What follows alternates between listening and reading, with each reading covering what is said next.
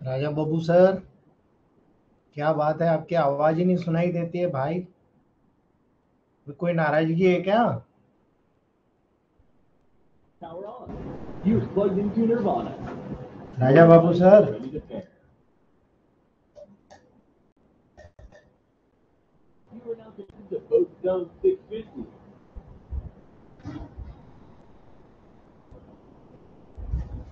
चलिए दोस्तों शुरू करते हैं। आज थोड़ा लेट हूं मैं। Audio Tigo. Powering on.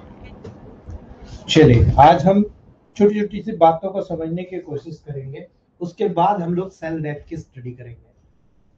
आज उनकी बात में सबसे पहले हम बात करते हैं दोस्तों, लेग्स स्पाज्म।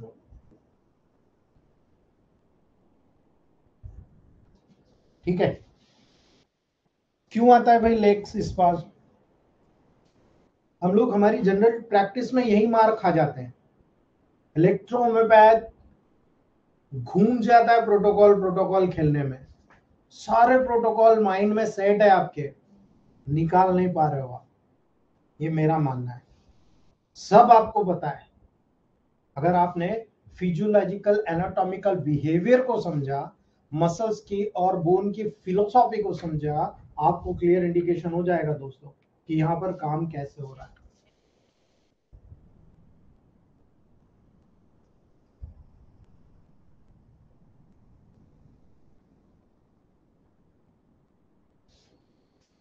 ये आपने एक बोन देखी है ना, ह्यूमरस बोन देखी आपने।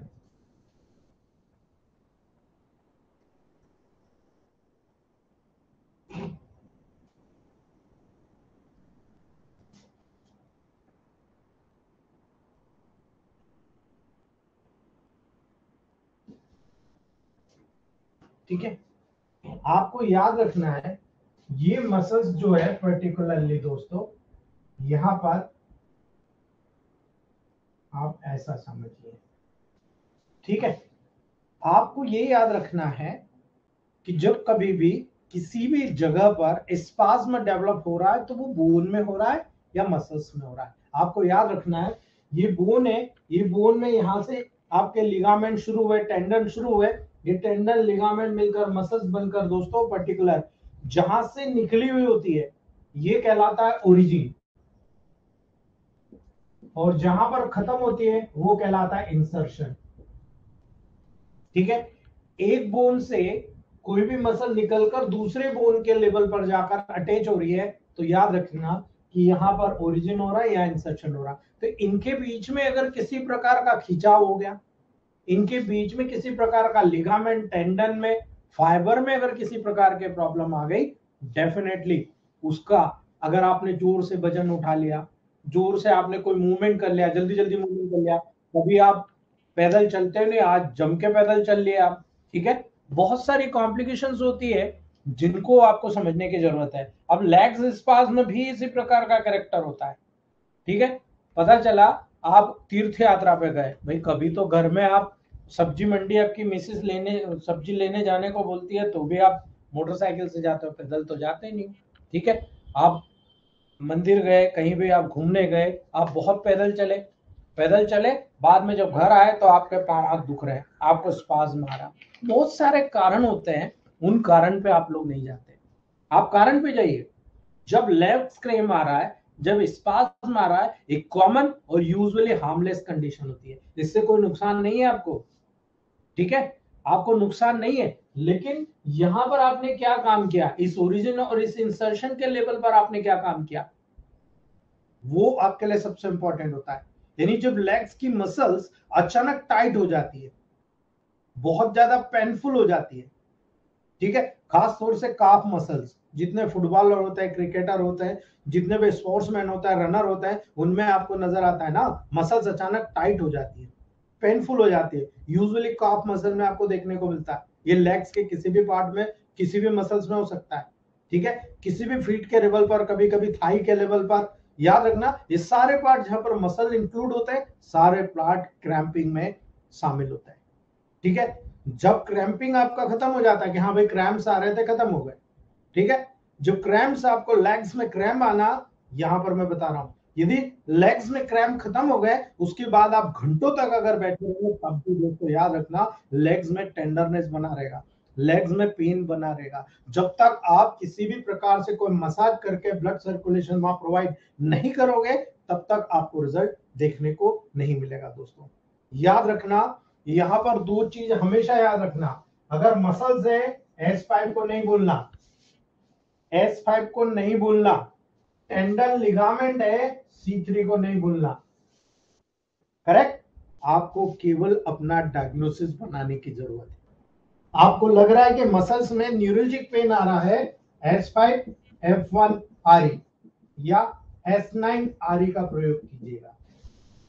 ठीक है, सीधे S9 RE को फर्स्ट डायल्यूशन 147 से फ्रीक्वेंटली हर घंटे 2 घंटे पर 10 से 15 बूंद दे दीजिएगा। ठीक है, लेग्स स्पाज्म में S9 RE का बहुत ही ब्रिलियंट रोल होता है। हमारे ग्रुप के सारे सीनियर्स इस चीज को यूज करते आ रहे हैं। ठीक है, लेकिन कई लोग कहेंगे कि यार सर ये तो आप डायरेक्टली बता रहे हो, इसका 1-4 हम D4 D5 D6 में करते हैं। ठीक है, मैं वहां भी बता देता हूं, S3 या S5 C3 याद रखना, L1 F1 RE D6। ठीक है, ये बहुत बड़ा प्रोटोकॉल है, लेकिन यदि आपने WE ऐड भी कर दिया ना इसमें, आप मान के चलिएगा न्यूरो बूस्टर जैसा काम करेगा। जो हमारा न्यूरो बूस्टर काम करता है वही न्यूरो बूस्टर जिसको D6 में आप दे रहे हो, एनाल्जेसिक D6 में दे रहे हो, याद रखना लेग्स स्पाज्म के लिए सबसे शानदार प्रोटोकॉल है वो, लेकिन वहां S3 C3 का प्रयोग नहीं किया गया है। इसलिए मैं आपको बता रहा हूं, जब टेंडन लिगामेंट की बात आएगी तब आपको S3 C3 शामिल करना है। ठीक है, तो यहां पर आप या तो S3 को शामिल कर लो या S5 को शामिल कर लो, दो में से एक प्रोटोकॉल। मेरा मानना है S5 C3 को शामिल कर लो। ठीक है, S5 C3 L1 F1 REW को D6 में दे दो, आप देखो मैजिकल रिजल्ट आपको देखने को मिलेगा। कई लोग यहां पर लेग्स स्पाज्म को जादू के जैसे गायब करते हैं, और यही कारण है हमारे कुछ मेंबर जो हैं बहुत एक्टिव प्रोटोकॉल जनरेट करते हैं, इमीडिएट 24 घंटे के अंदर रिजल्ट ले लेते हैं। ठीक है, लेकिन याद रखना एक क्योर करना और एक रिलीफ देने में बहुत अंतर होता है। हमारे ग्रुप के बहुत सारे लोग ये समझते हैं कि मैंने 2 दिन के अंदर इसको रिलीफ दे दिया मतलब दे दिया, और कई लोग ऐसे हैं जो क्रॉनिक डिसीज को चाहते हैं कि बस 4 दिन के अंदर रिजल्ट मिल जाए। दोनों में बहुत अंतर है सोच का। ठीक है, वो हमारे प्रोटोकॉल्स को ये कहना चाहते हैं कि भाई 7 दिन में रिजल्ट नहीं मिला, 15 दिन में नहीं मिला, भाई हम लोगों को नहीं मिलता, तुमको क्या मिलेगा। ठीक है, याद रखना बेसिक चीज, जब आप अकॉर्डिंग टू कंडीशन बिल्कुल एक्यूरेट दोगे, एक्यूरेट रिजल्ट आपको मिलेगा। यहां पर ये नेगेटिव कंडीशन है, पॉजिटिव मेडिसिन देने की जरूरत है, इसीलिए आप यहां पर शानदार मेडिसिन सिलेक्ट कर जाओ। इसके अलावा C11 Win5 याद रख लेना, C11 Win5 F1 RE का भी प्रैक्टिकल यूज कर सकते हो दोस्तों आप फर्स्ट डायल्यूशन। ठीक है, अब C11 में क्या है, A2 S5 C5 L1 है, Win5। ठीक है, Win5 में क्या है, S5 A3 Win1 और F1 RE। ये प्रोटोकॉल चलाने से भी क्रैम्प्स में स्पाज्म में 24 घंटे के अंदर रिजल्ट आते हुए देखा गया, और जो क्रैम्प्स के बाद जो लगातार टेंडरनेस बना रहता है, जो पेन बना रहता है, 3 to 5 डेज, 3 से 5 दिन के बाद दोबारा वहां पर प्रॉब्लम क्रिएट नहीं होती है, ये देखा गया है। ठीक है, क्योंकि ये एक्यूट कंडीशन होती है, हार्मलेस नहीं होती है, लेकिन पेशेंट का मूवमेंट ब्लॉक कर देती है, इसलिए यहां पर आपको ये चीजें याद रखना है, ये चीजें आपको बिलीव करना पड़ेगा अपने आप पे और प्रोटोकॉल सेट करना पड़ेगा। याद रखिएगा दोस्तों। नेक्स्ट बात करते हैं हम लोग, आगे बढ़ते हैं। कई बार कई लोग आपके पास आएंगे जो बोलते हैं साहब मुझे हैंड में बर्निंग हो रहा है। ठीक है, हैंड बर्निंग,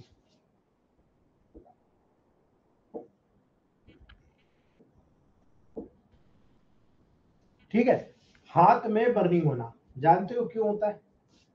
ठीक है, याद रखना यदि किसी पेशेंट को फीट के टिंगलिंग सेंसेशन होता है, आपके फीट में झुंझुनी हो रही है, ठीक है, आपको बर्निंग पेन हो रहा है, अगर लगातार होता है दोस्तों, तो याद रखना शार्प शूटिंग पेन पूरे लेग्स में फैला हुआ होता है। पेशेंट बोलता है साहब मैं सहन नहीं कर पा रहा हूं, मुझे बहुत ज्यादा पेन हो रहा है, हैंड्स में मुझे नंबनेस हो रही है, पीठ में भी मुझे नंबनेस हो रही है। ठीक है, इसको आप न्यूरोपैथिक पेन समझिएगा। ठीक है, this is called in modern terminology neuropathic pain. ये प्योरली न्यूरोलॉजिकल होता है दोस्तों, यानी एक स्पेशल प्रकार का पेन होता है, और ये तब उत्पन्न होता है जब नर्व फाइबर का डैमेज हो चुका होता है। यानी जो नर्व फाइबर होता है उनमें से कहीं भी नर्व फाइबर का डैमेज होता है, इसीलिए आपको टिंगलिंग या बर्निंग टाइप का पेन होता है। झुनझुनी आना, बर्निंग होना, ये इसीलिए वहां पर हैंड बर्निंग के रूप में आपको सामने आता है। इसलिए चूंकि ये पॉजिटिव डिजीज है, इसीलिए नेगेटिव मेडिसिन सिलेक्ट करना। मैं डिफरेंस भी बताते जा रहा हूं दोस्तों। यहां पर सबसे पहला प्रोटोकॉल जो सिलेक्ट होता है C11W, D6 और थर्ड डायल्यूशन। ठीक है, और नेगेटिव जा सकते हो आप, 30 में जाओ, 200 जाओ, लेकिन मैं बताता हूं तो कुछ लोग कहते हैं आप होम्योपैथिकली बात करते हो, इसलिए मैं नहीं बता रहा हूं।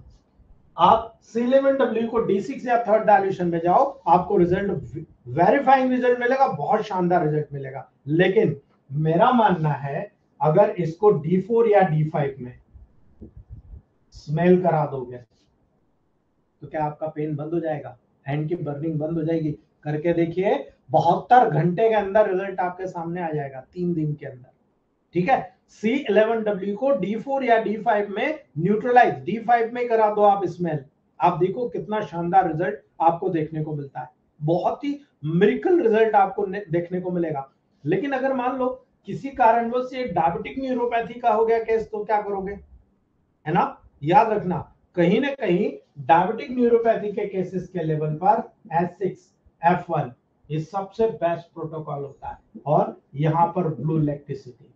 ठीक है, याद रख लेना, क्योंकि वहां पर सर्कुलेशन बढ़ाने की जरूरत है। D6 या थर्ड डायल्यूशन ये मैजिकल प्रोटोकॉल होता है, सबसे मैजिकल प्रोटोकॉल होता है। S6F1B D6 में दे दीजिए, ऐसे केसेस में बहुत ब्रिलियंटली आप इसको अल्टरनेट कर दीजिए, C11W D6 या थर्ड, S6F1B D6 या थर्ड, आप देकर देखिएगा, मिरेकल रिजल्ट टेबल प्रैक्टिस में बैठेगा आपको। ठीक है, बहुत शानदार रिजल्ट आपको टेबल प्रैक्टिस में देखने को मिल रहे हैं। हम लोगों ने जितने भी सीनियर डॉक्टर से बात किया है, सारे डॉक्टर्स का कहना है कि सर वाकई में इन प्रोटोकॉल्स का रिजल्ट हमें बहुत फास्ट मिल रहा है। अब अगर हैंड स्पाज्म की बात कर लो आप,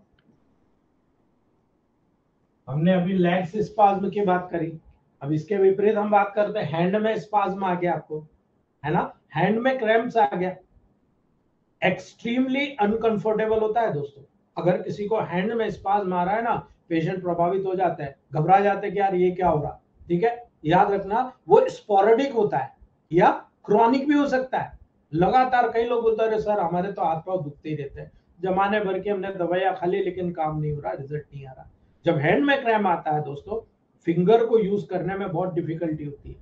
आदमी इस फिंगर के लेवल पर जब लिखने बैठता है तो राइटर्स क्रैम्प के रूप में आ जाता है, याद है आपको, है ना, फिंगर का यूज करने में बहुत डिफिकल्टी होती है, राइटर्स क्रैम्प्स आने, पूरे हैंड में क्रैम्प्स आने लगते हैं, यहां पर पेन होना लगता है रिस्ट जॉइंट के लेवल पर। ठीक है, याद रखना, साथ ही साथ बॉडी पर भी क्रैम्प धीरे धीरे यहां से पूरी बॉडी के लेवल पर फैलते हुए महसूस होता है। जब हैंड क्रैम्पिंग डेंजरस नहीं होती है दोस्तों, लेकिन जब उसके सिम्टम प्रेजेंट रहते हैं तो एक लार्जर इशू के साइन की तरफ आपको प्रेजेंट रहते हुए नजर आएगा कि यार यहाँ पर जो भी कंडीशन डेवलप हो रही है कहीं ना कहीं बहुत अनऑफिशियल हो रही है, कहीं ना कहीं मुझे बहुत डेंजरस कंडीशन नजर आ रही है। ठीक है, आपको जो पहला प्रोटोकॉल बताया था वो वही का वही प्रोटोकॉल यहाँ पर सेट करना है। S5, C3, S3, L1, RE, WE first dilution. ठीक है, याद रखना, या जो लोग 1:9 से रेशियो से करते हैं D5 या D6 का प्रयोग करिएगा। S9 RE बहुत अच्छा प्रोटोकॉल है यहाँ के लिए। C11 Win5 F1 RE बहुत अच्छा प्रोटोकॉल है फर्स्ट डायल्यूशन या D6 D5 D6 के लेवल पर। याद रखना, ये हैंड स्पाज्म को तुरंत ठीक करता है, यानी हम कह सकते हैं आपका फुट स्पाज्म और हैंड स्पाज्म बिल्कुल साइमल्टेनियसली एक ही प्रकार के प्रोटोकॉल से कवर कर सकते हो, और दोनों हार्मलेस कंडीशन है दोस्तों, आपको टेंशन लेने की जरूरत नहीं है। ठीक है, याद रखना इस बात को। कई बार आपको ऐसी कंडीशन नजर आती है दोस्तों कि आपके हैंड में ज्यादातर नंबनेस आ गई। ठीक है, हाथ में नंबनेस महसूस हो रही, एक या दोनों हैंड्स में यदि नंबनेस होना, लॉस ऑफ सेंसेशन के रूप में जब आप वहां पर डिस्क्राइब करते हो दोस्तों हैंड्स या फिंगर में लॉस ऑफ सेंसेशन को फीलिंग करते हो, प्राय वहां पर बहुत ज्यादा हैंड का नमनेस देखते हो, ठीक है, वहां पर बहुत सारे चेंजेस को अकोमोडेट होता है, जैसे कि कोई पिन चुबा रहा हो, कोई निडल चुबा रहा हो, इस प्रकार का सेंसेशन, कई बार बर्निंग का सेंसेशन, कई बार टिंगलिंग सेंसेशन होता है, आर्म हो, हैंड हो, फिंगर हो, ठीक है, वहां पर क्लमसी या वीक फीलिंग होना होता है, बहुत ज्यादा वीकनेस आ जाती है। और नंबलेस केवल और केवल एक सिंगल नर्व में हेड में उत्पन्न होता है दोस्तों, ये वहां पर सिमेट्रिकली दोनों हैंड में एक साथ होता है, अगर होगा दोनों हैंड में एक साथ होगा, कोई एक हैंड में नहीं होगा, जब भी हैंड नमनेस होगा दोनों हैंड में होगा। और यही कारण है दोस्तों, याद रखना न्यूरोजेसिक बूस्टर को भूलना नहीं, न्यूरोजेसिक बूस्टर को सिंपली देखा जाए तो C11RE या C11F1RE आप D6 या फर्स्ट डायल्यूशन, ठीक है, दोनों का रिजल्ट मुझे सेम मिले, D6 या फर्स्ट डायल्यूशन, लेकिन मेरा मानना है neurogesic is a wonderful protocol for hand numbness. आप हाथ के नमनेस को बहुत इजीली रिकवर कर सकते हो, ठीक है, इसलिए हैंड नमनेस के लेवल पर आपको याद रखना है न्यूरोजेसिक बूस्टर, जिसको हम एनाल्जेसिक बूस्टर भी कहते हैं, भूलना नहीं दोस्तों, या C11F1RE को D6 या फर्स्ट डायल्यूशन में दे सकते हो। इसी प्रकार से कई बार आपको एक कंडीशन आती है पूरे हाथ में स्वेलिंग हो गई, ठीक है, अब हाथ में स्वेलिंग हो गई, देयर में बी समथिंग रॉन्ग, ये पेशेंट सोचता है, लेकिन आपको ऐसा नहीं सोचना जब तक काज नहीं देखो, ठीक है। कई बार ऐसा होता है एक्सरसाइज के दौरान हैंड में बहुत ज्यादा स्वेलिंग आ जाती है, बहुत कॉमन है दोस्तों, ठीक है, कारण क्लियर नहीं होता, लेकिन ये मानना चाहिए कि एक्सरसाइज के दौरान मसल्स की इंक्रीज एनर्जी डिमांड के कारण वहां पर क्या हुआ, एक्सरसाइज कर रहा तो मसल्स की डिमांड, बॉडी की डिमांड क्या होगी, इंक्रीज हो जाएगी ना, और यही कारण है ब्लड वेसल्स के रिस्पॉन्स के कारण हैंड में स्वेलिंग आई।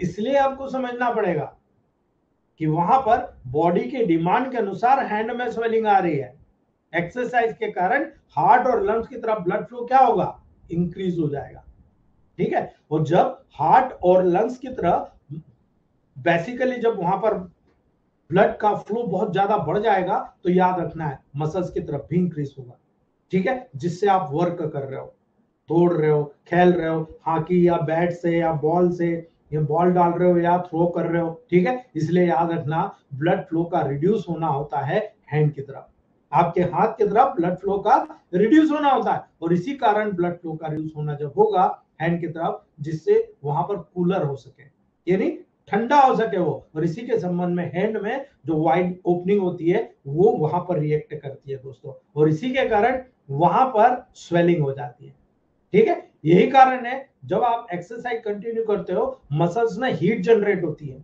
ठीक है, और मसल में जो हीट जनरेट होगी उसी के कारण बॉडी के सरफेस की तरफ जो क्लोजेस्ट वेसल्स होती है, जो बारीक बारीक वेसल्स होती है, उनकी तरफ ब्लड को हमारा सिस्टम भेजने लगता है कि नहीं आप उधर जाओ, जिससे हीट के वातावरण को लॉस किया जा सके। ये एक बॉडी का फिनोमिना होता है कि हीट का प्रोडक्शन और हीट का लॉस एटमॉस्फेयर में, ये दोनों प्रोसेस यहाँ पर जनरेट होती है, इसीलिए हीट के वातावरण में हीट को आपकी बॉडी से वातावरण में लॉस किया जा सके, इसलिए ये सर्कुलेशन वहां पर होता है, और इसी रेस्पिरेशन के कारण, इसी रिस्पांस के कारण आपको पर्सपायरेशन यानी पसीना आना ट्रिगर होता है, और ये भी हैंड स्वेलिंग को कंट्रीब्यूट करता है, माइंड कीजिएगा, इसीलिए मैं कह रहा हूं कोई डिसीज नहीं है, एक नॉर्मल प्रोसेस है जो स्वेटिंग को बढ़ाता है ना, और पर्टिकुलर हैंड को स्वेलिंग करता है बिकॉज बॉडी की डिमांड उस मसल्स में ज्यादा है, हार्ट और लंग्स में ज्यादा है, इसलिए ब्लड उधर जाएगा हैंड के बजाय, इसलिए आपका हाथ जो होता है कूल हो जाता है, आप देखिएगा छूकर आपका हाथ ठंडा हो जाता है, क्यों ठंडा हो रहा है, क्योंकि आपकी बॉडी में जो हीट जनरेट हो रही है उस एक्सरसाइज के परिणाम स्वरूप, उस हीट को लॉस करने के लिए आपकी बॉडी से जो छोटी छोटी कैपिलरीज स्किन के नीचे है वहां पर ब्लड ज्यादा भेजा जाता है, ठीक है, इसलिए मेजर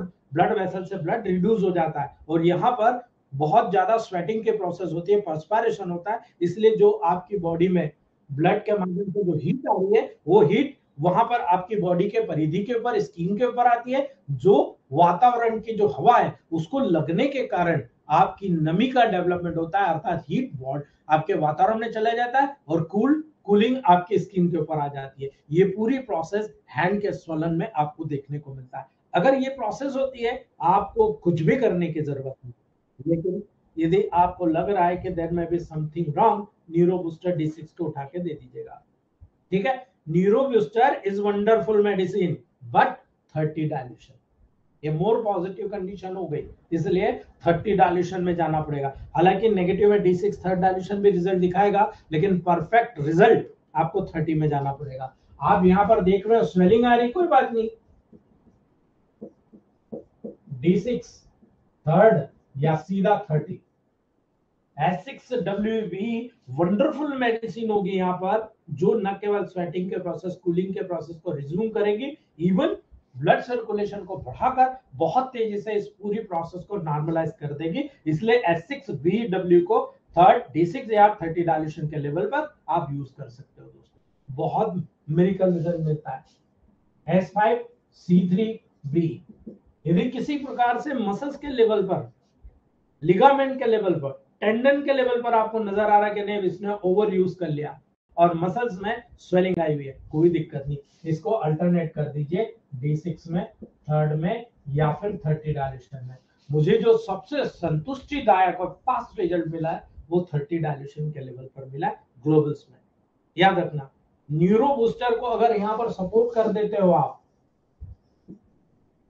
अगर आपने न्यूरो बूस्टर को सपोर्ट कर दिया D6 में, थर्ड में या फिर 30 में, मेरा मानना है 30 is a wonderful remedy to select on that behalf hand swelling condition. ठीक है, तो याद रखिएगा दोस्तों, मैंने आज आपको 5 ऐसी चीजें बताई है जो नंबर ऑफ पेशेंट आपके तरफ बढ़ा देगी दोस्तों।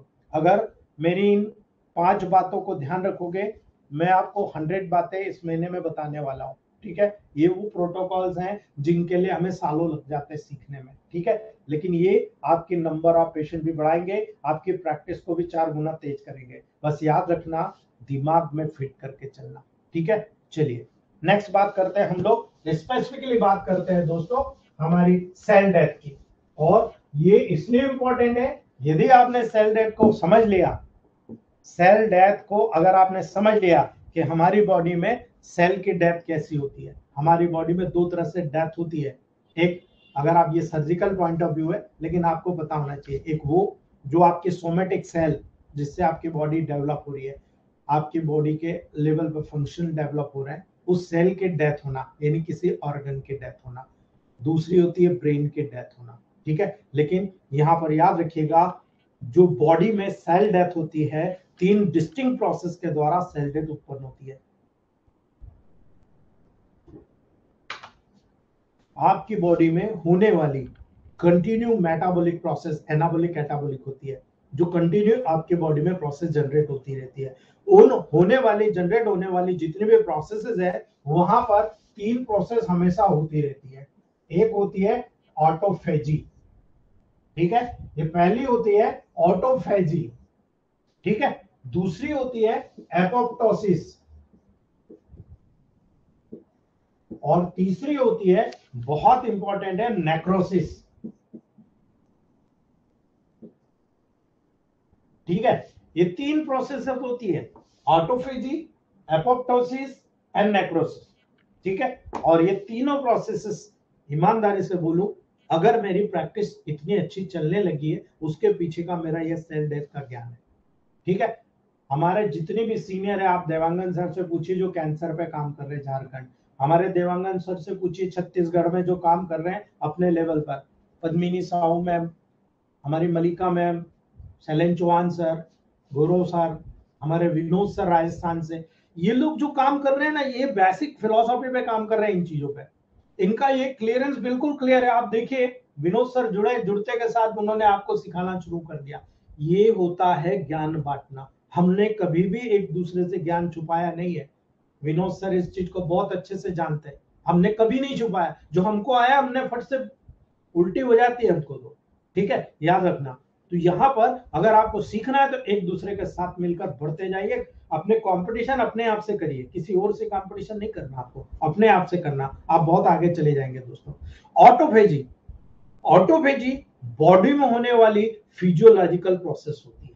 याद रखना, ये ऑटोफेजी आपके बॉडी में डेली चलती रहती है, कंटिन्यू होती है। आप सोए हो तब भी, जगे हो तब भी। ठीक है, इसके द्वारा आपकी सेल डिस्ट्रॉयड हो जाती है, आपको पता भी नहीं चलता कि आपकी सेल डिस्ट्रॉय हो गई। याद रखना, आपको पता भी नहीं चलेगा कि आपकी सेल डिस्ट्रॉय हो गई है दोस्तों। ठीक है, याद रखना है कि एक ग्रीक वर्ड है। ठीक है, इसका मतलब क्या होता है ऑटोफेजी का? ऑटो अलग कर दो, फेजी अलग कर दो। ठीक है, ऑटो का मतलब होता है सेल्फ। ठीक है, ऑटो का मतलब होता है सेल्फ, और फेजी का मतलब क्या होता है? खाना, ईटिंग करना। ठीक है, अपने को स्वयं को खा जाना। ठीक है, ये ऑटोफेजी की प्रोसेस होती है और आपकी बॉडी में हमेशा होती रहती है। ठीक है, इसको बोलते हैं ऑटोफेगोसाइटोसिस। ठीक है, इसको हम क्लिनिकली बोलते हैं, मेडिकल टर्मिनोलॉजी में बोलते हैं ऑटोफेगोसाइटोसिस। और याद रखना दोस्तों, ऑटोफेजी में ऑटोफेगोसोम का फॉर्मेशन इन्वॉल्व होता है। यानी यहां पर क्या होता है, ये सेल है। ठीक है, यहां पर क्या होता है, इस सेल का फंक्शन खत्म हो गया और सेल को लग रहा है कि अब मेरी आयु कंप्लीट हो गई है और मुझ पे कुछ न कुछ प्रॉब्लम हो रहा है, टूट फूट हो रही है, तो वो क्या करती है, अपने आप को स्वयं को एक ऑटोफेगोसोम के रूप में डेवलप कर देती है और वहां पर एंजाइम सीक्रेट कर देती है, जिसके द्वारा खुद अपने आप को वो डैमेज कर लेता है। तो ऑटोफेजी में ऑटोफेगोसोम का फॉर्मेशन इन्वॉल्व होता है, जिसमें जो वार्न आउट साइटोप्लाज्मिक ऑर्गेनेल्स पाए जाते हैं, यहाँ पर कटे फूटे जितने भी साइटोप्लाज्मिक ऑर्गेनेल्स होते हैं वो सब पाए जाते हैं। लाइसोसोम के एंजाइम्स प्रोटीन डिग्रेडेशन के द्वारा उस ऑर्गेनेल्स का डिस्ट्रक्शन करता है। मैंने आपको बताया है लाइसोसोम, पहले जो लाइसोसोम सिक्रीट होता है वो इनएक्टिव होता है। ठीक है, जब वो एक्टिव रूप में होता है तो वहां से हाइड्रोलाइसिस एंजाइम सिक्रीट करता है और ये एंजाइम प्रोटीन डिग्रेडेशन के द्वारा ऑर्गेनेल्स का डिग्रेडेशन कर देता है, उसका डिस्ट्रक्शन कर देता है। ठीक है, तो इसी ऑर्गेनेल के कंस्टिट्यूएंट्स का, यानी यहाँ पर जब ये डिस्ट्रक्शन होगा इनका, तो इसके अंदर सेल के अंदर जितने भी ऑर्गेनेल्स पाए जाते हैं, ठीक है, ये जो ऑर्गेनेल्स पाए जाते हैं दोस्तों, इनका कॉन्स्टिट्यूशन, इनका जो उपयोग जो होता है न्यू सेल के फॉर्मेशन के लिए वहां पर रीयूज कर लिया जाता है। ये गॉड गिफ्ट है हमारी बॉडी में, याद रख लेना। भले सेल डैमेज हो रही है, उसके जितने भी ऑर्गेनेल्स है, हमने जितने भी पढ़े, ribosome, rough endoplasmic reticulum, smooth endoplasmic reticulum, vacuoles, ठीक है, आपके क्रोमेटिड्स, न्यूक्लियस, जितने भी आपके पर्टिकुलर पार्ट होते हैं, सबका उपयोग जो होता है दोस्तों न्यू सेल के फॉर्मेशन में रीयूज कर लिया जाता है। इसीलिए याद रखना, जितने भी डैमेज ऑर्गेनेल्स है उनको ब्रेक डाउन कर दिया जाएगा और जो वहां पर न्यू ऑर्गेनेल्स है, जो अच्छे ऑर्गेनेल्स है, उनका रीयूज कर लिया जाता है और न्यू सेल्यूलर ऑर्गेनेल्स के फॉर्मेशन के बीच के बैलेंस को मेंटेन किया जाता है। ठीक है, याद रखना कि न्यू सेल का फॉर्मेशन हो रहा है, ये ऑर्गेनेल्स बिल्कुल तंदुरुस्त है, आजा भाई, उसको इधर ले लिया, नए सेल बनाने में उसको लगा दिया। ठीक है, ये नॉर्मल प्रोसेस होती रहती है, उसको मॉडिफाई करके वहां पर न्यू सेल्स के फॉर्मेशन को लगा देता है और यही कारण है ये ऑटोफेजी को हमेशा non apoptotic programmed cell death के रूप में कंसीडर किया जाता है दोस्तों। ये एपोप्टोसिस नहीं है, एपोप्टोसिस होगी तो वो एक अलग प्रोसेस होगी, क्या होगी मैं इसके तुरंत बाद बता रहा हूं, लेकिन ऑटोफेजी को हमेशा non apoptotic program cell death के रूप में कंसीडर किया जाता है। यानी ये एपोप्टोसिस नहीं होती है, अपने आप ये प्रोसेस रेगुलर वे में हमेशा आपकी बॉडी में होती रहती है, इसीलिए इसको हम बोलते हैं non apoptotic program cell death. Clear, ये ऑटोफेजी की प्रोसेस हुई। अब बात करते हैं एपोप्टोसिस। आप हमेशा कहते हैं कि वो नई बन रही है और वहां पर पुरानी निकाल दी जाती है, नई बन जाती है। आपके बॉडी में स्किन नई बन जाती है और पुरानी को निकाल दिया जाता है। आप समझते हो क्या हो रहा है? एपोप्टोसिस हो रहा है। एपोप्टोसिस सेल की एक नेचुरल या प्रोग्राम डेथ को बोलते हैं दोस्तों। याद रखना, एपोप्टोसिस जो होता है सेल की प्राकृतिक नेचुरल डेथ होती है, प्रोग्राम डेथ होती है जो सेल्स के द्वारा तैयार किया जाता है, ये जेनेटिक कंट्रोल के अंदर होती है। ठीक है, इन्हीं डेथ्स का उपयोग करके हम लोग कहते हैं कि हम पर्टिकुलर इस सेल के लेवल पर काम करके हम उसके रिजनरेशन में भाग ले सकते हैं, हम ट्यूमर को डिस्ट्रॉय कर सकते हैं। अगर आप इन प्रोसेसेस को जानोगे तो ही कर पाओगे, नहीं तो प्रोटोकॉल खेलते रहो, कभी नहीं कर पाओगे। मेरा चैलेंज है, कभी नहीं कर पाओगे। लेकिन अगर इन प्रोसेसेस को ध्यान में दिमाग में रखोगे, आप फटाफट सीख जाओगे। ठीक है, याद रखना दोस्तों, जब कभी भी किसी प्रकार से आप देखते हो कि भाई पतझड़ का समय आया, आप एक पेड़ को देखते हो, ठीक है, उस ट्री से, उस पेड़ से पतझड़ में पत्तियां गिरना शुरू करती है। ठीक है, इसी प्रकार से एपोप्टोसिस को भी रेफर किया जाता है दोस्तों। एपोप्टोसिस को सेल सुसाइड के रूप में रेफर कर सकते हो कि सेल सुसाइड कर रही है, ठीक है, उस एपोप्टोसिस को सेल सुसाइड के रूप में आप रिफर करते हो। क्यों करते हो दोस्तों? क्योंकि सेल एक इंट्रासेल्युलर डेथ प्रोग्राम को एक्टिव करती है। यानी एक सेल है, बिल्कुल एक्यूरेट सेल अपना काम कर रही है, लेकिन उसको पता है मुझे 120 दिन जीना था, मैं 119 दिन जी चुकी हूँ। 120 दिन सुबह से शाम तक वो अपना काम करेगी, लेकिन साथ में एक इंट्रासेल्युलर डेथ प्रोग्राम को एक्टिव कर देगी और अपने आप एक कंट्रोल वे में अपने आप को किल कर लेगी। ठीक है, ये डिफरेंस होता है ऑटोफेजी से यहां पर। ठीक है, एक डिफरेंट वे में अपने आप को प्रोग्राम डेथ के लेवल पर वहां पर एक्टिव करके अपने आप को कंट्रोल वे में किल करना, ये उसका मेजर कॉन्स्टिट्यूशन होता है दोस्तों। और इसी प्रकार के जो प्रोग्राम सेल डेथ होती है एक नॉर्मल फिनोमिना होता है दोस्तों, एक बिल्कुल नॉर्मल फिनोमिना होता है। और ये आवश्यक होता है कि बॉडी के नॉर्मल डेवलपमेंट के लिए एपोप्टोसिस के प्रोसेस लगातार होती रहे। क्यों? क्योंकि जब सेल का निर्माण हुआ तो सेल को अपनी आयु दे दी गई, तो कोई एक सेल तो एक दिन में नहीं बनेगी, लाखों मिलियन सेल्स रोज बन रही है, रोज मिलियन सेल मर रही है। तो यही तो चीज है, रोज इतनी मिलियन सेल्स मर रही है तो इतनी मिलियन सेल्स उनकी जगह लेने के लिए बन रही है, दैट इज कॉल्ड एपोप्टोसिस। और इसी कारण से आपकी जो बॉडी है रेगुलर वे में बनी रहती है दोस्तों। इसी को आपको समझने की जरूरत है दोस्तों कि एक प्रकार से ये एक प्रोग्राम सेल डेथ का नॉर्मल फिनोमिना होता है दोस्तों। और ये बॉडी के नॉर्मल डेवलपमेंट के लिए यहां पर आपको याद रखना है, बहुत जरूरी होता है। इसीलिए नेक्रोसिस के ठीक विपरीत होता है एपोप्टोसिस, है ना, नेक्रोसिस के ठीक विपरीत होता है। एपोप्टोसिस सामान्यतः जो पास का टिश्यू होता है उस टिश्यू में कोई भी इंफ्लामेटरी रिएक्शन प्रोड्यूस नहीं करता, दैट इज द एपोप्टोसिस। यानी आपके ऑर्गन में मान लीजिए कि ये स्टमक का पार्ट है, ठीक है, यहां पर इतने पार्ट का एपोप्टोसिस होना है ना, तो इतने पार्ट का एपोप्टोसिस होगा, नया बन जाएगा। लेकिन यहां पर इतने पार्ट को कोई भी प्रॉब्लम क्रिएट नहीं करेगा, ये एपोप्टोसिस है। लेकिन यदि नेक्रोसिस होता, यहां पर इतनी जो टूट गया तो यहां से कुछ केमिकल्स निकलते हैं और वो केमिकल्स इन पास के टिश्यू को भी बोलते हैं देखो यार हम तो यहाँ मर गए और यहाँ पर ये सेल्स मर गई है, आप भी तैयारी कर लो, आपको भी मरना। तो ये सेल्स घबरा कर अपना फंक्शन गड़बड़ कर देगी, ठीक है, और गड़बड़ कर देगी तो आपको बीमारी और बढ़ा देगी। ये आप अंदर से सोचेंगे, यहाँ पर स्टमक पहले से सोच लेगा, ठीक है। तो ये एपोप्टोसिस के ठीक विपरीत नेक्रोसिस होता है। लेकिन एपोप्टोसिस एक सेल की प्रोग्राम डेथ होती है। वो सेल को पता है कि आज मेरी लाइफ साइकिल खत्म हो गई है, तो मैं एक प्रोग्राम एक्टिव कर दूं, मेरी डेथ हो जाए और मेरे जो ऑर्गेनाइज है बिल्कुल हेल्दी स्टेट में, वो दूसरे सेल के मैन्युफैक्चरिंग में वह यूज कर लिया जाए। इसीलिए एपोप्टोसिस की ये प्रोसेस नॉर्मल आपके हेल्थी स्टेट में मेंटेन करने के लिए लगातार दोस्तों यहां पर ये प्रोसेस जनरेट होती है। लेकिन सबसे बड़ी चीज ये होती है दोस्तों, आप यहां पर फंक्शनल सिग्निफिकेंस क्या समझते हो एपोप्टोसिस का, कि क्या एपोप्टोसिस वाकई में गॉड ने दिया हुआ गिफ्ट नहीं है आपके लिए? दोस्तों बहुत बड़ा गिफ्ट है अगर आप समझते हैं। मैं एग्जांपल सहित बता रहा हूं आपको, ठीक है, आपको एक एक एग्जांपल बता रहा हूं। एपोप्टोसिस का पर्पस बहुत ईमानदारी से बहुत बढ़िया होता है। जितनी भी अनवांटेड सेल्स होती है ना, समझ ले हो ना, यही समझ जाना, एपोप्टोसिस का पर्पस होता है अनवांटेड सेल को रिमूव करना, जिसमें नेबरिंग सेल्स को बिना किसी स्ट्रेस या डैमेज किए हुए, ठीक है।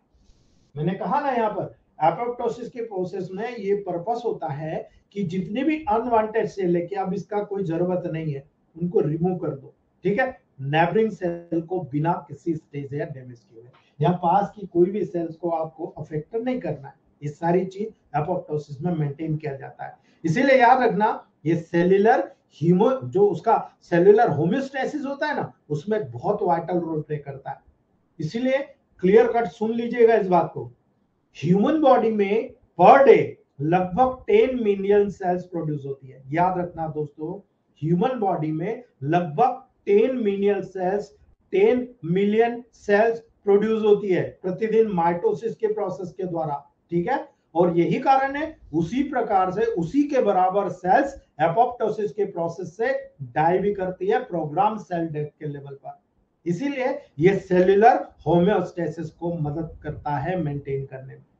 याद रख लेना, that is the basic process. और यही वो एपोप्टोसिस सेल की प्रोसेस है जिसके माध्यम से जितनी भी डेंजरस आपकी अनवांटेड सेल्स होती है उनको यहां से बॉडी से हटा दिया जाता है। भले ही उनकी आयु 120 दिन थी, 120 दिन पूरी नहीं हुई, भले 103 दिन है, भले 25 दिन हुआ, भले 30 दिन हुआ, अगर बॉडी को लगता है कि ये हार्मफुल है, अनवांटेड है, कैंसरस सेल है, इसको एपोप्टोसिस के प्रोसेस से ढूंढ ढांड के उसको वहां से निकाल कर समाप्त कर दिया जाएगा। दोस्तों ये एक नॉर्मल प्रोसेस होती है, आपको समझने की जरूरत है। आप इसका उपयोग कैसे करते हो ये आपको आना चाहिए, ठीक है, बताऊंगा कैसे करते हो आप।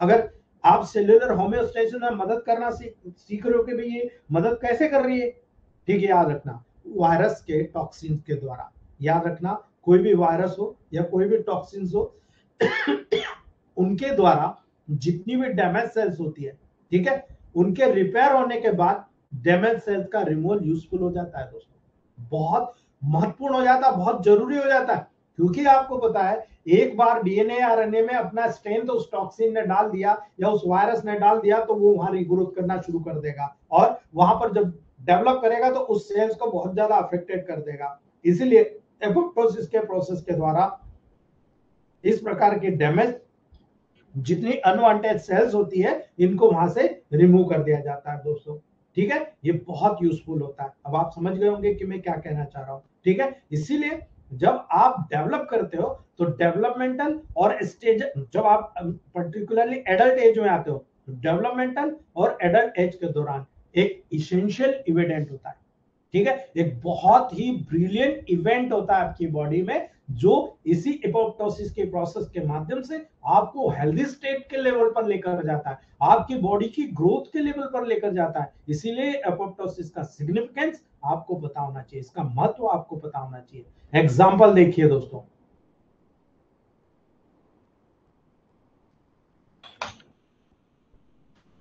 इसके बहुत बड़े एग्जांपल्स हैं।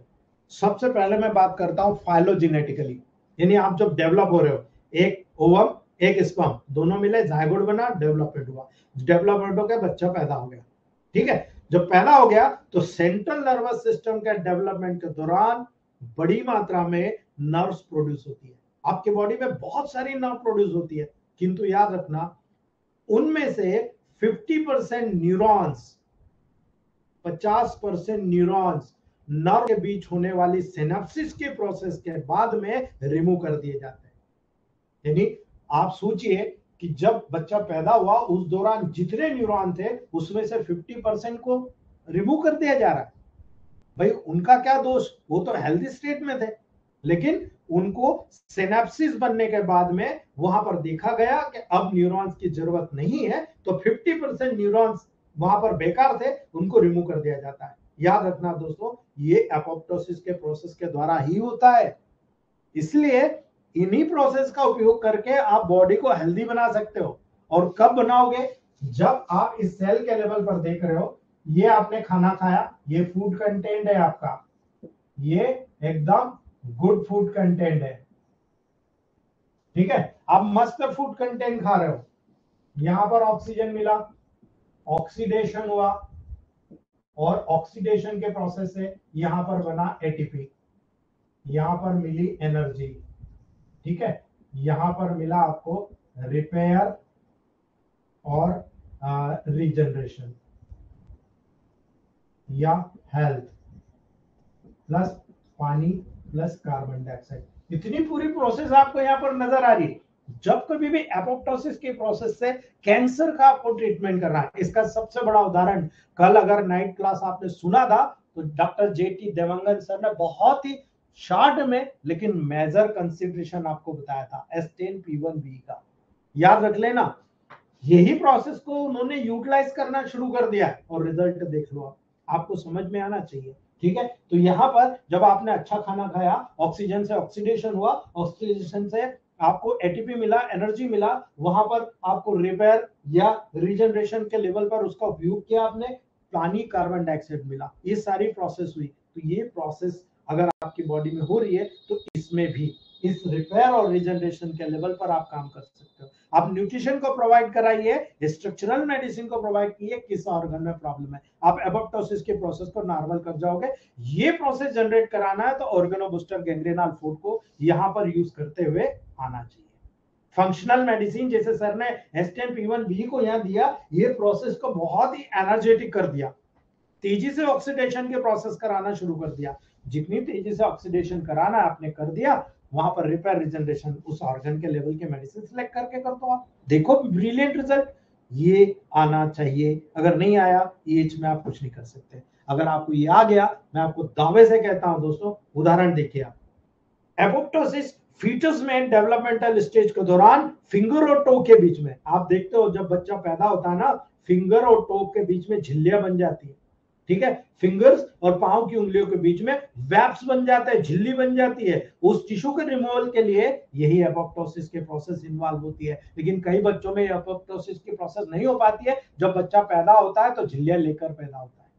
कई बच्चों को देखा है मैंने दोस्तों, वहां पर एपोप्टोसिस के प्रोसेस उसकी मां के शरीर में नहीं हो पाती है, और वो वहां पर जब डिलीवर करता है तो वो उसको साथ में धीरे धीरे फिर वहां पर वो बाद में बॉडी एक्ट होती है, वहां पर ऑक्सीजन कैरिंग कैपेसिटी बढ़ती है, तब ये पूरी प्रोसेस वहां पर जनरेट होती है दोस्तों। इसलिए याद रखना, ये बहुत जरूरी होता है आपको समझना।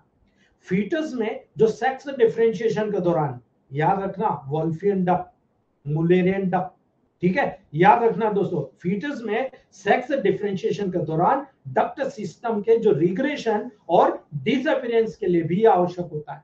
यही एपोप्टोसिस वहां पर बहुत नेसेसरी होता है, ठीक है। जो सेल नेबरिंग सेल के साथ में कांटेक्ट को लॉस कर देती है दोस्तों, कई बार आप देखोगे कहीं पर ट्रॉमा हुआ, इंजुरी हुई, चोट लगी, क्या हुआ, एपिथेलियल टिश्यू में बेसल लेमिना एपोप्टोसिस के द्वारा डाई हो जाता है दोस्तों। यानी यहां पर जब आपने देखा कि ये सेल है, ये आपकी एपिथेलियल सेल है, ये इसका बेसल लेमिना है, ठीक है। आप बेसल लेमिना यहां पर मान लो ये डैमेज हो गया, ठीक है, तो ये बेसल लेमिना जब डैमेज होगा, ये एपोप्टोसिस के प्रोसेस के माध्यम से दोस्तों डिसअपीयरेंट हो जाएगा। याद रखना, ये बहुत इंपॉर्टेंट चीज है, हर जगह बॉडी में हर जगह आपको देखने को मिलेगी जहां इंजुरी ट्रॉमा होगा। याद रखना, इंटेस्टाइनल ग्लैंड में चले जाओ, ठीक है, ल्यूमन में शेप, यही बहने वाली जो प्रोसेस होती है, जिसको ओल्ड इंट्रोसाइट के डेथ के बाद ये एसेंशियल या आवश्यक प्रोसेस होती है दोस्तों। यानी आपके पर्टिकुलर ल्यूमन में जो आपके डिफेंस मैकेनिज्म के सेल्स होती है, जो इंट्रोसाइट्स कहलाती है, उस इंट्रोसाइट की डेथ के लेवल पर ये बहुत इंसेंशियल प्रोसेस होती है, क्योंकि यहाँ पर लगातार आप बहुत सारे गुड एंड बैड बैक्टीरिया के लेवल पर रहते हो, और वहां पर डिफेंस मैकेनिज्म को मजबूत करने में इंट्रोसाइट्स का बहुत बड़ा रोल होता है। ये वहां के ऑर्गन्स के लेवल पर न्यूट्रिशन प्रोवाइड करती है। इसीलिए दोस्तों वहां पर इंडोमेट्रियम की इनर लेयर में आप देख लो, ठीक है, यूट्रस की इनर लेयर में देख लो, साइक्लिक लगातार स्लॉगिंग होती है। हर मेंसेस के दौरान आप देखो बहुत इंपॉर्टेंट रोल प्ले करती है, जिसके परिणाम स्वरूप मेंस्ट्रुएशन होता है, पूरी यूट्रस की जो वॉल होती है स्लग्ड ऑफ हो जाती है, निकल जाती है दोस्तों, ठीक है। ये सारी की सारी प्रोसेस एपोप्टोसिस की होती है, और ये ऑटो एग्रेसिव, ठीक है। यहां पर कई बार ऐसा होता है कि अगर आपके ऑटो इम्यूनिटी के लेवल होता है ना, तो वो इसी एपोप्टोसिस से बहुत बार कवर कर लिया जाता है। जो ऑटो एग्रेसिव टी सेल्स होती है, ये उसको भी रिमूव कर देती है, ठीक है। और यही कारण है, यही एपोप्टोसिस यदि परफेक्टली ऑलराइट आप मैकेनिज्म को मेंटेन करने में लग गए और आपने मेंटेन कर दिया, ऑटोइम्यून डिसीज को भी प्रिवेंट कर जाओगे। इसलिए मैं आपको कहता हूं S5A3-Win1, जो समझदार है, इशारा काफी है, वो समझ गया होगा, ठीक है। यही apoptosis auto aggressive T cells के रिमूव करने का काम करेगी और ऑटो इम्यून डिसीज को प्रिवेंट करने का काम करेगी। समझ गए आप? उम्मीद है बहुत अच्छे से समझ गए होंगे। नेक्स्ट बात करते हैं एक्टिवेशन ऑफ एपोप्टोसिस, कि भाई ये एपोप्टोसिस का एक्टिवेशन हम कैसे करा सकते हैं। एपोप्टोसिस या तो पॉजिटिव सिग्नल, याद रखना, या तो पॉजिटिव सिग्नल यानी सर्वाइवल फैक्टर को विथड्रॉवल कर दो, या नेगेटिव सिग्नल के अराइवल के द्वारा एक्टिवेटेड होती है। यानी आप पॉजिटिव नेगेटिव दोनों मैकेनिज्म के माध्यम से इसको जनरेट कर सकते हो। अगर आप एक्सटर्नल यूज करते हो पॉजिटिव यूज करो, इंटरनल यूज करते हो नेगेटिव यूज करो। इसलिए मैंने कहा कभी भी डिजेनरेटिव डिस्ट्रक्शन के लेवल पर जाओगे D7 D8 D9 पे जाना, कैंसरस लेवल पर जाओगे D10 पे जाना, और यहां पर जाओगे तो सेकेंड डायल्यूशन में जाना। याद रख लेना इस बेसिस को, आप बहुत ईमानदारी से इस चीज को सीख जाओगे। कैसे? आपको मैं सिंपल सा मैं बताता हूं। यदि पॉजिटिव सिग्नल जो वहां पर आ रहे हैं उसका विड्रॉल हो जाए, अचानक उसको हटा दो आप वहां पर, कैसे करोगे? पॉजिटिव सिग्नल वो सिग्नल होते हैं जो कि ज्यादातर सेल्स के लंबे समय तक जीवन रहने के लिए, सर्वाइवल के लिए नेसेसरी होते हैं। ये आपके ब्रेन के द्वारा वहां प्रोवाइड किया जाता है, आपके डीएनए के माध्यम से। जो मैंने आपको बताया था, आरएनए का ट्रांसक्रिप्शन तैयार होता है, उस आरएनए के ट्रांसक्रिप्शन के द्वारा वहां पर तैयार किया जाता है राइबोसोम के प्रोटीन सिंथेसिस के माध्यम से। तो ये पॉजिटिव सिग्नल आते रहते हैं, हाँ आपको जिंदा रहना, काम करते रहो, काम करते रहो, आप काम करते रहते हो। ये पॉजिटिव सिग्नल अन्य सेल के द्वारा कंटिन्यू प्रोड्यूस होता रहता है, यानी भले इस सेल की लाइफ साइकिल खत्म हो गई लेकिन दूसरी सेल भी तो है उसकी सपोर्ट में, वो वहां पर पॉजिटिव सिग्नल लगातार देती रहती है और कंटिन्यूअसली प्रोड्यूस करती है। लेकिन कुछ केमिकल स्टिमुलेंट भी पॉजिटिव सिग्नल्स को वहां पर प्रोड्यूस करते रहता है।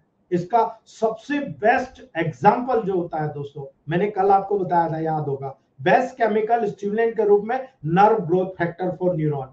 न्यूरॉन के लिए जो नर्व ग्रोथ फैक्टर होता है वो सीक्रेट होता है इंटरल्यूकिन 2।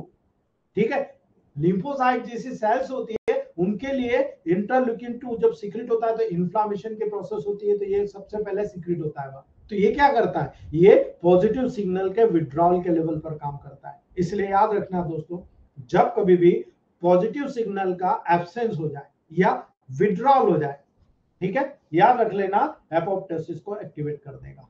यानी आप यहां पर पॉजिटिव सिग्नल का विड्रॉल करा दो, आप वहां पर स्टिमुलेशन बंद कर दो, नेगेटिव दे दो, या नेगेटिव है तो आप पॉजिटिव दे दो। आपको सिलेक्ट करना पड़ेगा कि यहां पर क्या हो रहा है ना। याद रखना, एब्सेंस हो रहा है, विड्रॉल हो रहा है, आपको एपोप्टोसिस को एक्टिवेट करते हुए आना चाहिए दोस्तों। ठीक है, दूसरी बात, यदि यहां पर नेगेटिव सिग्नल का अराइवल हो रहा है तो कैसे करोगे, पकड़ोगे आप, है ना। याद रखना दोस्तों, एक्सटर्नल या इंटरनल स्टिमुलाई, फिर बता रहा हूं, एक्सटर्नल या इंटरनल स्टिमुलाई नेगेटिव सिग्नल होते हैं दोस्तों, समझ गए आप। एक्सटर्नल जो होता है नेगेटिव सिग्नल होते हैं जो एपोप्टोसिस को इनिशिएट करते हैं, एपोप्टोसिस के प्रोसेस को प्रारंभ कर देते हैं। एक्सटर्नल स्टिमुलाई क्या होंगे? जितने भी स्टिमुलस मॉलिक्यूल्स होते हैं ये डेथ रिसेप्टर लिगेंड के द्वारा अप्लाइड होते हैं, यानी यहां पर एक कॉम्प्लेक्स होता है, वो एक कॉम्प्लेक्स लिगेंड के जैसे काम करता है, और ये इंटरनल स्टिमुलाई सेल के अंदर से अराइज होता है दोस्तों, और सेल के अंदर से अराइज होकर यहां पर इसका विथड्रॉल हो जाता है, एब्सेंस कर लिया जाता है। इसलिए डेथ रिसेप्टर लिगेंड क्या होता है ये जान लीजिए आप, आपको सब चीज समझ में आ जाएगी। डेथ रिसेप्टर लिगेंड वो सब्सटेंसेस होते हैं दोस्तों जो स्पेसिफिक सेल मेम्ब्रेन रिसेप्टर के साथ बाइंड होते हैं। यहां पर एक स्पेसिफिक सेल होती है, उसका रिसेप्टर होता है, उसके ऊपर एक रिसेप्टर होता है, उसके साथ ये स्पेशल सब्सटेंसेस बाइंड हो जाते हैं और ये एपोप्टोसिस के प्रोसेस को प्रारंभ करते हैं। और यही कारण है कॉमन डेथ रिसेप्टर लिगेंड 3 प्रकार के होते हैं, जो आपको पता होना चाहिए, आपके सेल के डेप्थ के लेवल पर पता होना चाहिए कि हाँ ये वहां मौजूद है, और इसी के लेवल पर उस ऑर्गन के सेल्स के ऊपर जब आप पॉजिटिव नेगेटिव सिग्नल को हटाना या बढ़ाना चाहते हो, एक्सटर्नल स्टिमुलाई दे रहे हो या इंटरनल स्टिमुलाई दे रहे हो, यही आपकी electromagnetic medicine D4 D5 D6 D7 D8 D9 and D10 इस लेवल में जनरेट करती है। आपको आना चाहिए। पहला होता है tumour necrosis factor alpha, clear बता रहा हूं मैं, और ये आपको समझ में आएगा। ये एक साइटोकाइन होता है दोस्तों, ठीक है, ये बहुत बड़ा साइटोकाइन है, आपके बॉडी का डिफेंस मैकेनिज्म है, जो बहुत सारी सेल से सीक्रेट होता है आपकी बॉडी में, जैसे टी लिम्फोसाइट, जैसे नेचुरल किलर सेल्स। ठीक है, आपकी बॉडी में लिम्फोसाइट कहां नहीं होती है आपको पता है, नेचुरल किलर सेल्स कहां नहीं होता है आपको पता है दोस्तों। तो आपको याद रखना है कि जो लिगेंड होता है वो एक सब्सटेंस होता है, एक सेंट्रल एटमी के चारों तरफ एक कॉम्प्लेक्स बनाता है, जिसको आप कोऑर्डिनेशन ऑफ कॉम्प्लेक्स कहते हैं। ठीक है, उसको लिगेंड गेटेड चैनल कहते हैं। दूसरा होता है फास्ट लिगेंड, FASL। याद रखना दोस्तों, फास्ट लिगेंड भी फर्स्ट एपोप्टोटिक सिग्नल्स, ठीक है, लिगेंड होता है, और ये एक ट्रांस मेम्ब्रेनस प्रोटीन होता है जो दोनों मेम्ब्रेन के दोनों साइड में होता है। ठीक है, जो कि tumour necrosis factor super family को ही बिलोंग करता है, ये भी एक सुपर फैमिली को बिलोंग कर रहा है। इसीलिए याद रखना APO1L इसको एपोवनल भी कहते हैं। ये एक्टिवेटेड टी लिम्फोसाइट और नेचुरल किलर सेल पर पाया जाता है, ये भी वहीं पाया जाता है, ठीक है, टी लिम्फोसाइट और नेचुरल किलर सेल पर पाया जाता है। इसलिए याद रखना बहुत इंपॉर्टेंट कैरेक्टर है एपोप्टोसिस के प्रोसेस के लिए। तीसरा होता है ट्रायल लिगैंड, ठीक है, TRAIL, trial ligand, TNF related apoptosis inducing ligands. याद रखना दोस्तों, ये भी tumour necrosis factor ligand family से बिलोंग करता है दोस्तों। यानी नॉर्मल टिश्यू के सेल्स की बहुत प्रकार के सेल्स के द्वारा ये सीक्रेटेड होता है, इसीलिए इसे एपो-12 के नाम से भी जाना जाता है। और इनका मेन काम होता है दोस्तों कि हमारी बॉडी के लेवल पर पॉजिटिव और नेगेटिव सिग्नल के लेवल को बैलेंस मेंटेन करें और सेल की एपोप्टोसिस के प्रोसेस को जनरेट करें। इसीलिए दोस्तों जब आपकी बॉडी में किसी भी प्रकार से एपोप्टोसिस होता है तो आप उसको कैसे समझोगे, ठीक है, कैसे जनरेट करा सकते हो, कैसे रिड्यूस कर सकते हो, ये समझिएगा दोस्तों। जब आप डेथ रिसेप्टर को देख रहे हो तो याद रखना death receptor cell membrane receptor होते हैं जो कि डेथ रिसेप्टर लिगेंड को रिसीव करते हैं।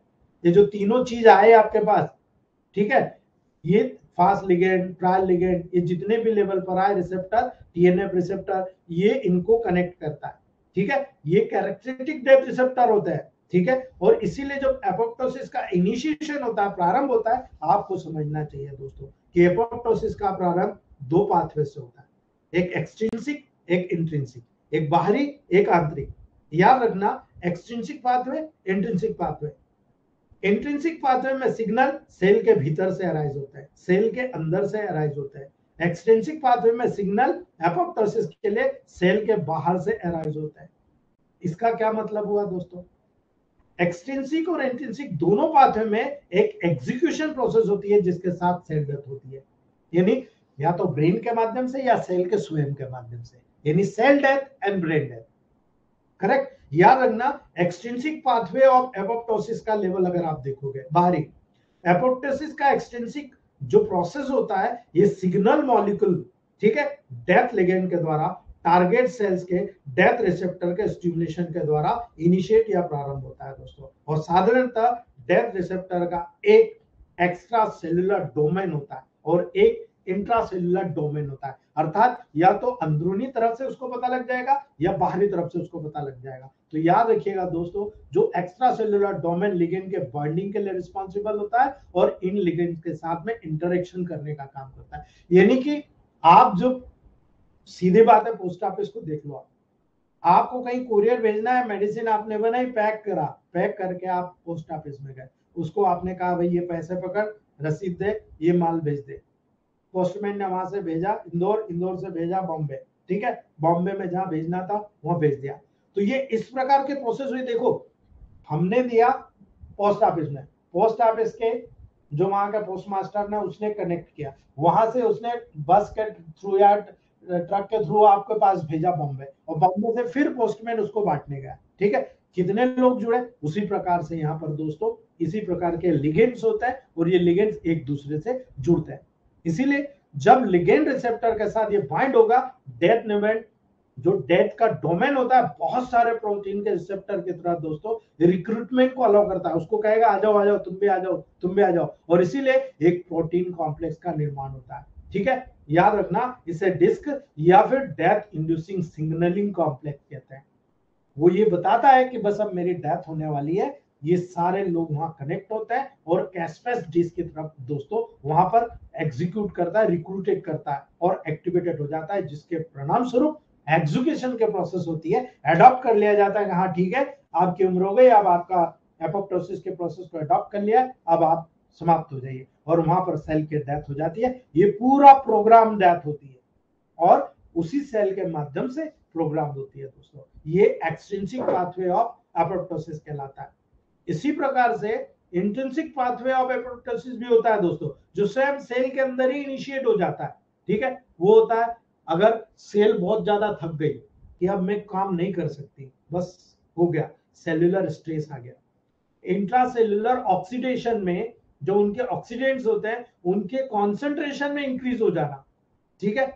वायरल इंफेक्शन हो जाना, डीएनए का ही डैमेज हो जाना न्यूक्लियस का, ठीक है, ये वो 4 प्रोसेस होती है जिसके माध्यम से इंट्रिंसिक पाथवे ऑफ एपोप्टोसिस का स्टिमुलेशन होता है, सेल तुरंत वहां पर अपना वर्क त्याग देती है दोस्तों। ये नॉर्मल प्रोसेस होती है जो टेबल प्रैक्टिस में आपको देखने को मिलेगी दोस्तों। इसीलिए जब इंटरनल स्टिमुलाई होता है दोस्तों, तो याद रखना प्रो एपोप्टोटिक BCL2 ये फैमिली प्रोटीन होता है, इसको वहां पर एक्टिवेट कर दिया जाता है। ठीक है, ये जितने भी वहां पर इनएक्टिव एंटी एपोप्टोटिक BCL2 होता है, उन प्रोटीन को भी टर्न करके एक्टिवेट कर देता है। और इसीलिए प्रो एपोप्टोटिक और एंटी एपोप्टोटिक प्रोटीन्स के बीच, मतलब जो काम करने वाले और जो काम नहीं कर रहे, दोनों को एक्टिवेट करता है, दोनों को समझाता है कि भाई आप एक्टिवेट हो। और इसी इंटरेक्शन के कारण माइटोकॉन्ड्रियल मेम्ब्रेन को डिसएबिलाइजेशन हो जाता है, और ये कारण है ये एपोप्टोटिक फैक्टर को रिलीज करता है। जब वहां पर माइटोकॉन्ड्रिया की लेयर डैमेज हो गई, वो सारे फैक्टर को रिलीज कर देगा जो वहां पर स्टोर थे। ठीक है, जिसके कारण ये एग्जीक्यूशन के प्रोसेस को और ज्यादा तेजी से प्रेरित कर देता है। इसीलिए BCL2 बी सेल लिम्फोमा 2, ठीक है, इसीलिए फैमिली प्रोटीन्स सेल्स यानी डेथ रेगुलेटर्स के लेवल पर काम करते हैं जो माइटोकॉन्ड्रिया के लेवल पर लोकेटेड होते हैं। इसीलिए इसी एपोप्टोसिस के प्रोसेस को एग्जीक्यूशन करता है और सेल की डेथ को परफॉर्म करता है। ये नॉर्मल प्रोसेस होती है, लेकिन जब बहुत सारे एक्सट्रिंसिक और इंट्रिंसिक पाथवे वहां पर लॉन्च होते हैं दोस्तों, तब वहां पर आपको नजर आएगा कॉमन एग्जीक्यूशन प्रोसेस के रूप में इंड होगा। और इसीलिए इस प्रोसेस के दौरान माइटोकॉन्ड्रिया का रोल बहुत इंपॉर्टेंट होता है दोस्तों। माइटोकॉन्ड्रिया का रोल क्यों इंपॉर्टेंट होता है मैं बताना चाहूंगा आप लोगों को, क्योंकि एक्सटर्नल और इंटरनल स्टिमुलाई जब प्रोटीन कैस्पेसिस के रूप में एक्टिवेशन के रूप में होता है दोस्तों, तो आपको याद रखना है, जब आप कैंसर का ट्रीटमेंट करेंगे ना, आपको याद रखना है एपोप्टोसिस के दौरान सेल में कुछ कैरेक्टरिस्टिक मॉर्फोलॉजिकल चेंजेस के सीक्वेंसेस वन बाय वन आपको देखने को मिलेंगे दोस्तों। और यही कारण है जितने भी कैस्पेसिस बनेंगे, ये साइटोस्केलेटन के जो प्रोटीन, इसके अंदर जो साइटोस्केलेटन होते हैं दोस्तों, उनके प्रोटीन को डाइजेस्ट करता है और सेल को श्रिंक होकर राउंड हो जाती है। सेल क्या करेगी, एकदम श्रिंक हो जाएगी, सिकुड़ जाएगी और राउंड हो जाएगी दोस्तों। ठीक है, श्रिंकेज के बाद सेल अपनी नेबरिंग सेल के सराउंडिंग मैट्रिक्स के साथ अपने कांटेक्ट को खो देती है। यानी इतनी दूर में सेल जुड़ी थी, अपना ल्यूमन को सकरा कर दिया, तो यहां से जो उनके कांटेक्ट थे लॉस हो गए। ठीक है, और यहां पर न्यूक्लियस में स्थित जो क्रोमेटिन होता है धीरे धीरे डिग्रेडेड होता है और कंटेंट्स के अंदर चला जाता है, बिल्कुल एक जगह इकट्ठा होकर सिकुड़ जाता है। यही न्यूक्लियर मेम्ब्रेन डिसकंटिन्यू हो जाती है, टूट जाती है, और न्यूक्लियस के अंदर जो डीएनए होता है वो भी बारीक बारीक छोटे छोटे फ्रेगमेंट में टूट जाता है दोस्तों। इसी डीएनए के डेगमेंट के बाद न्यूक्लियस कई छोटी छोटी डिस्क्रीट न्यूरोलॉजिकल यूनिट में बढ़ जाता है, जिसको आप बोलते हैं क्रोमेटिन बॉडीज। ठीक है, इस क्रोमेटिन बॉडीज के रूप में कन्वर्ट हो जाता है। यही सेल मेम्ब्रेन टूटकर ब्रेक होकर बबल्ड अपीयरेंस के रूप में दिखती है, यानी लोबल्स के रूप में जगह जगह आपको देखने को मिलती है। अंत में जब सेल में कई छोटे छोटे फ्रेगमेंट बन जाते हैं दोस्तों, जिसमें इंटरसेल्युलर मटेरियल भी पाया जाता है जो सेल्स के अंदर पाया जाता है, जैसे क्रोमेटिन बॉडीज, सेल के ऑर्गेनेल्स, ऐसे सेल्युलर लिगामेंट्स को हम वेसिकल कहते हैं, और ये एपोप्टिक बॉडीज कहलाती है दोस्तों। ठीक है, यही एपोप्टिक बॉडीज फैगोसाइटिक और डेंड्राइटिक सेल्स के द्वारा इंगल्फ कर ली जाती है और उनको डिजनरेट या डिस्ट्रक्ट करके समाप्त कर दिया जाता है। और इस प्रकार से सेल डेथ की पूरी प्रोसेस एपोप्टोसिस के प्रोसेस के रूप में कंप्लीट कर दी जाती है। लेकिन यहां पर इंपॉर्टेंट आपको मैं 2 लाइन बताना चाहूंगा जो आपके लिए बहुत इंपॉर्टेंट है दोस्तों। एबनॉर्मल एपोप्टोसिस भी कभी कभी हो जाती है दोस्तों। एपोप्टोसिस अगर नॉर्मल लिमिट में होता है तो बॉडी के लिए बेनिफिशियल होता है। ठीक है, यदि बहुत ज्यादा हो जाए या बहुत कम हो जाए, ये एबनॉर्मल कंडीशन में डेवलप होता है, लेकिन बहुत डेंजरस होता है दोस्तों।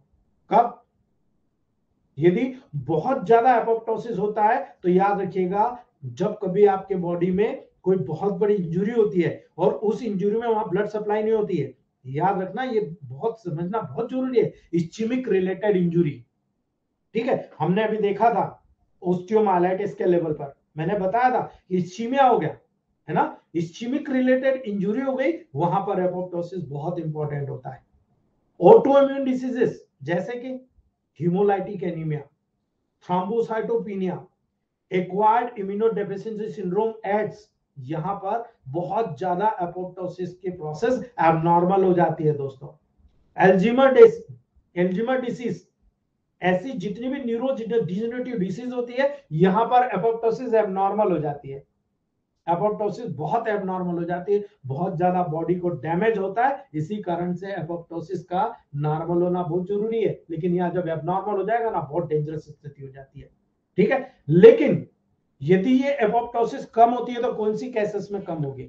अगर मैं कहूं कैंसर, ठीक है, अगर मैं कहूं ऑटो इम्यून लिम्फोप्रोलिफरेटिव सिंड्रोम, ठीक है, ये दो ऐसे उदाहरण है दोस्तों जो common abnormalities due to little apoptosis. यदि आपकी बॉडी में एपोप्टोसिस की प्रोसेस कम हो जाती है, तब आपको कैंसर होने का खतरा बढ़ जाता है, ऑटो इम्यून लिम्फोप्रोलिफरेटिव सिंड्रोम का खतरा बढ़ जाता है। इसलिए आपको एपोप्टोसिस बताना जरूरी था। ठीक है, तो आज हम यही रखते हैं। अगर आप में से किसी को कोई क्वेश्चन है तो आप लोग पूछ सकते हो। Power on. You've plugged into Nirvana. Your device is ready to pair. You are now connected to Host Zone 650. Ji Saini ji, Saini ji,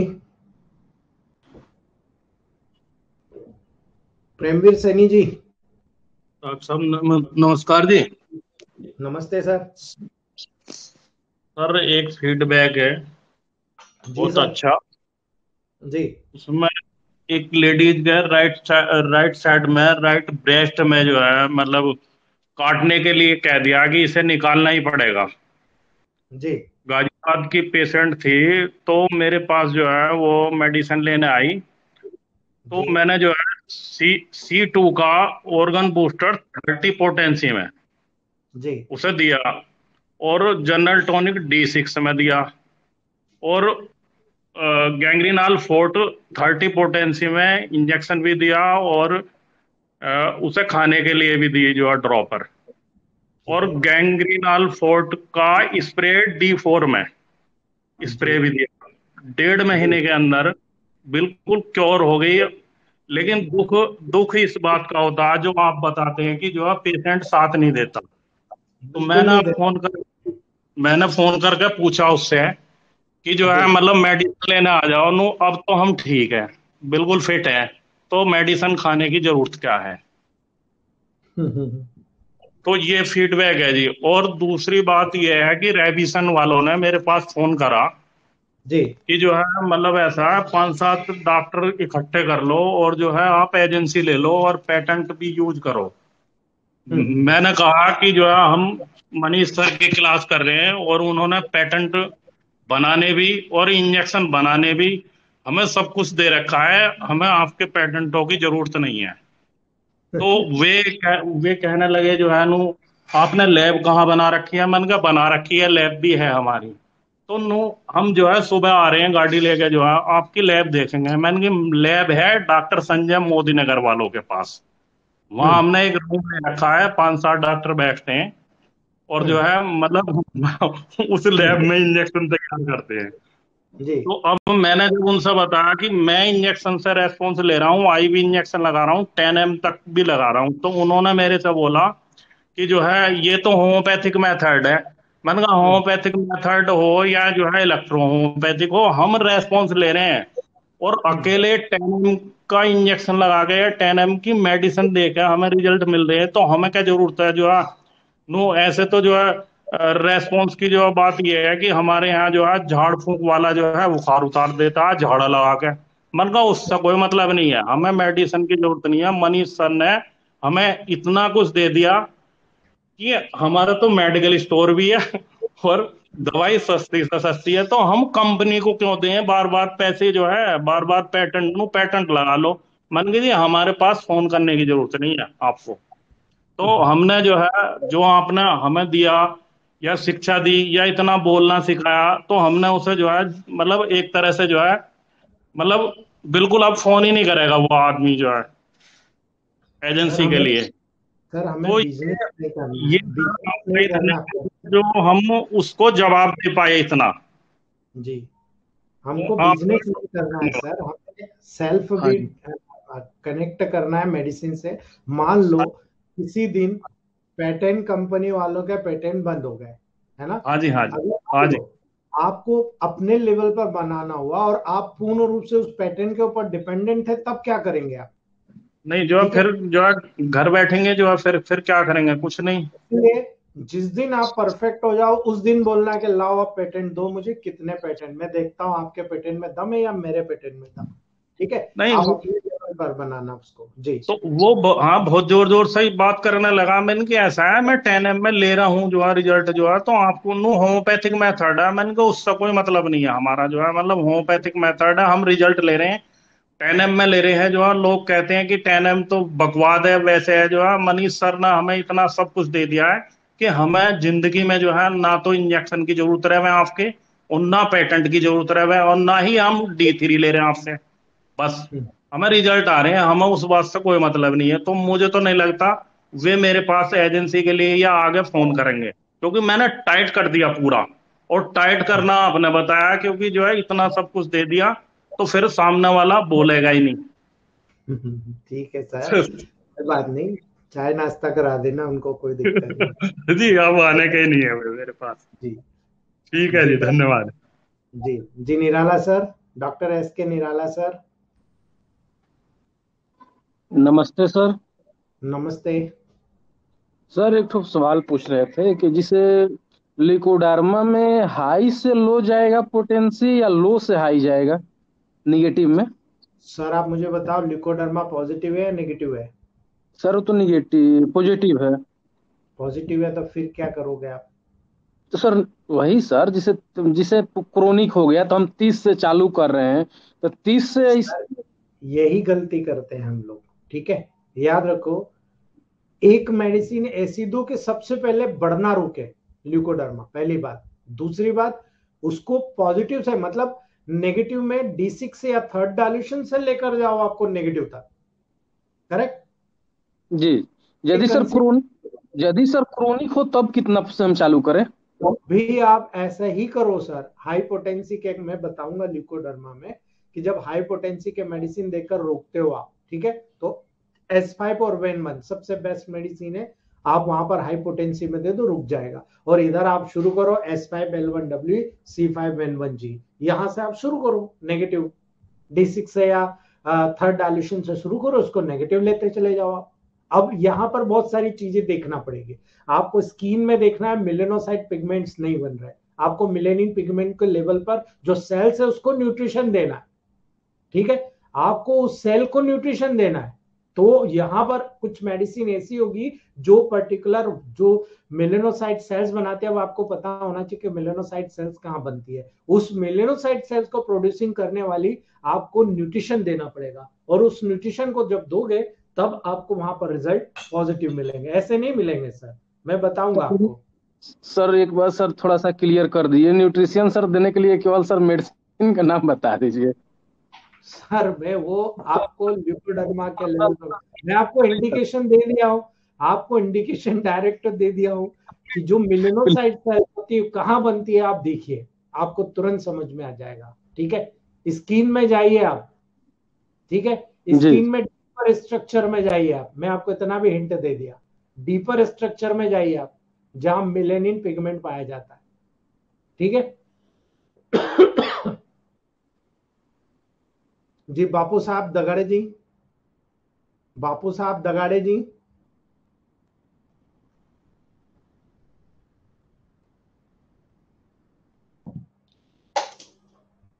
Mohan sir, Mohan sir. Sir नमस्कार सर। नमस्ते मोहन सर। तो सर ये बहुत अच्छा क्लासेस चल रहे सर, बहुत मजा आ रहा सर। जी बहुत बहुत और धन्यवाद सर। ये जो डायबिटिक न्यूरोपैथी में सर मुझे खुद जो है ना ये बर्निंग फीट था सर, और बॉडी में टिंगलिंग वगैरह थोड़ा एरियाज में आता था सर। जी मैं खुद अपना यूज कर रहा हूँ सर। जी तो मुझे डायगो केयर सर बहुत जी, अच्छा काम कर। बहुत बढ़िया सर, हेड्स ऑफ डायगो आपको, प्रूव करने के लिए बहुत बहुत धन्यवाद सर। मैं अपने पे खुद यूज कर रहा हूँ सर। जी पहले पहले हमने खाली मेटाबॉलिक डिसऑर्डर आप डाल रहा था, बाद में मैं बोला चलो डायो केयर भी डाल के देखेंगे। लेकिन डायो जी केयर डालने के साथ मेरे को जो फीट में स्पॉन्जी फीलिंग रहता था और बर्निंग होता था, वो जी एकदम सर 1 महीने से मैं यूज कर रहा हूँ। मुझे तो पहले नीचे बगैर चप्पल के नहीं चल सकता था सर। अभी जी तो मैं बहुत काफी फर्क आ गया सर। बहुत बढ़िया। आप देखो, आप ये इस बार जो मैंने 5 चीज आज बताई ना सर, ऐसी रोज 5 चीजें बताने वाला हूँ फिर 20 दिन तक आपको। जी जी जी। वो छोटे छोटे क्लिक्स जिनको पकड़कर आप मास्टर बन सकते हो, 100% मास्टर बन सकते हो। बहुत बढ़िया sir. No doubt sir, no doubt sir, बहुत अच्छा पढ़ा रहे सर। जी स्पेशली जी आपका जो प्लांट्स का था ना सर, बहुत अच्छा पढ़ा है सर आपने। जी और दूसरा जी सर, एक जी पेशेंट जो पैरालिसिस है सर, उसको ऐसा मसल जी स्पैज्म आता सर, उसके जी अंदर आपका जो S5C5, सॉरी S3C5C, ये जो फार्मूला बताया ना सर, ये जी दे सकते ना सर बिल्कुल बिल्कुल दे सकते हो, लेकिन नेगेटिव में जाना बॉस। 30, पैरालिसिस पे? हाँ 30, 200 मने, बहुत बहुत ब्रिलियंट काम करेगा। ठीक है। मैं एक पेशेंट को सर, मैं आप जो एंटीस्पाज्मेटिक ड्रॉप्स बताए थे ना सर, उसको जी हमने 1000 बना के IM इंजेक्शन दिया तो अच्छा रिजल्ट आया सर उसको, वेरी गुड काफी सर। था। बहुत बढ़िया पैरालिसिस बहुत पेशेंट अच्छा रिकवर हो गया था। वो एक ही जगह पर है, इधर रेडियल नर्व जब क्रॉस होता, वहां पर जी बहुत मुश्किल था, घट हो गया था, स्पाज्म हो गया था। जी तो हमने वही स्पॉट पे लगाया जी तो काफी रिलीफ आया सर। बहुत बढ़िया सर, बहुत बढ़िया। और एक सर्जिकल प्रोफेसर को भी दिया sir, head of the department को, उसको भी न्यूरोपैथी था। वो भी बोल रहा था sir, thank you very much sir, मैं बहुत दिन से परेशान था। तो जी बहुत उसको भी काफी thanks sir, thank you very much sir, thank you sir. बहुत अच्छे क्लासेस हो रहे सर। बहुत बढ़िया सर, बहुत बढ़िया, बधाई आपको। जी स्वपन खान सर।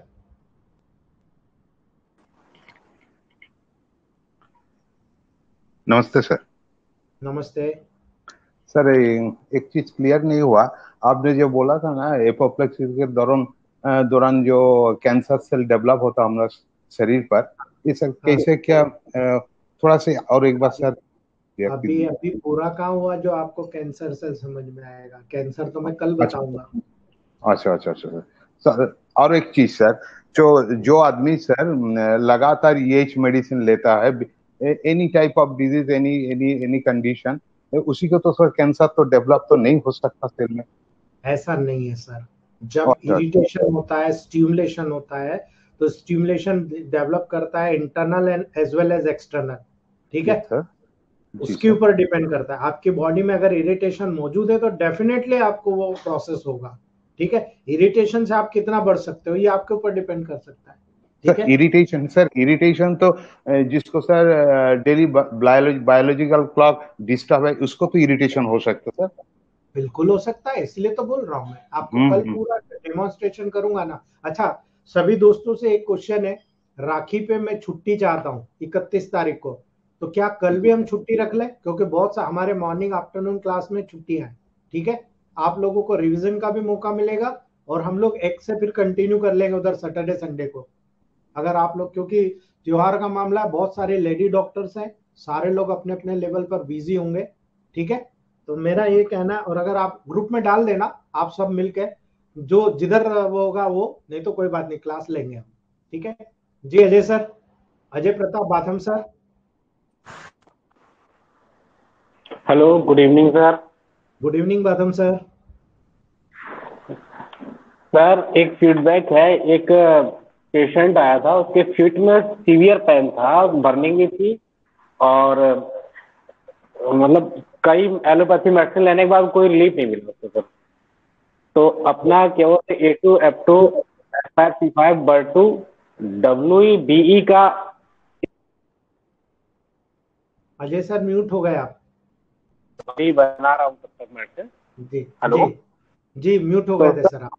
जी अच्छा, तो जी A2F2 बर्टू C5S5 WBE का स्प्रे करा दिया सर।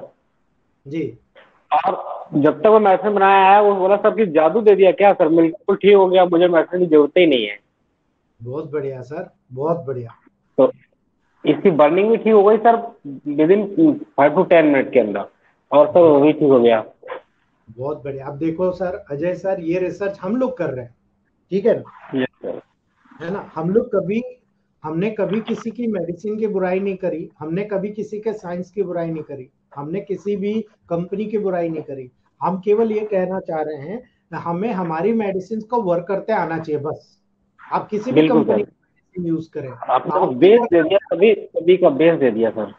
जी बिल्कुल, आप बिल्कुल बेस दिया सर। हमारे द्वारा केवल बैस दिया जा रहा है, और बैस को उपयोग यस करना आपके ऊपर है। आप कोई भी मेडिसिन ले लो, रेबिसन के ले लो, आप भटिंडा वाले हरविंदर सर के ले लो, आप दीपक सिन्हा जी के ले लो। भाई हम लोगों ने तो शुरू में एनएल सिन्हा जी के, दीपक सिन्हा जी के मेडिसिन पकड़ी हुई है, तो आज तक वही यूज करते आ रहे हैं। हमने उसके बाद सीखने की बहुत कोशिश करी, तो हमको दूसरा साइंस समझ में ही नहीं आता।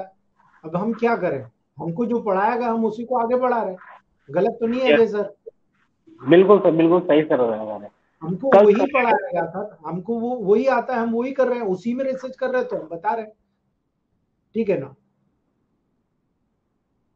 ठीक है दोस्तों, आज यहीं रखते हैं हम लोग।